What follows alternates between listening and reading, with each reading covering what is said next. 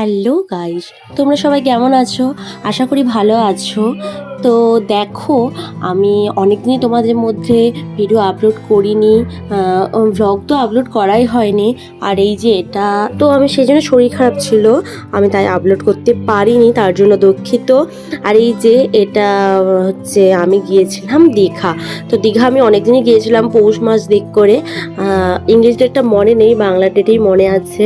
পৌষ মাসে গিয়েছিলাম, তো সেইখানে ভিডিওটাই তোমাদেরকে আপলোড করছি। দেখো, দীঘা হয়তো সবাই গিয়েছো, কিন্তু আমি দীঘা ঘুরিনি কখনো। এই ফার্স্ট টাইম গেলাম।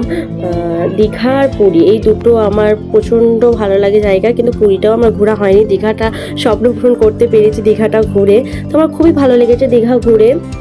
এটা কি মন্দির, এটা একটা মন্দির, বাট কি মন্দির আমি না ভুলে গেছি।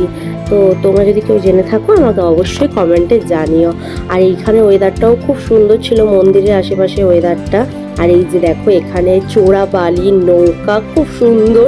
আমি তো এখানে নেমে পড়েছিলাম, প্রচণ্ড মানে শীতের কাল তো তখন প্রচণ্ড রোদ দিয়েছিল, তো খুবই ভালো ছিল। আর এই যে এটা দীঘার সমুদ্র, এই সমুদ্রে আকর্ষণীয় মানুষ আসে সূর্যদেবকে প্রণাম করবে বলে, স্নান করবে বলে। তো খুবই ভালো লেগেছিল, এখানে প্রচণ্ড মজা করেছিলাম জলে। আর ওখানে আমার ভাই ছিল, মামা, যেহেতু আমি মামা বাড়ির সাথে গিয়েছিলাম। তো খুবই মজা করেছি। যতটাই বলবো কম হয়ে যাবে, কারণ আমার এরকম ওয়েদার খুবই ভালো লাগে। তো এসার পথে আমি ভিডিও করতে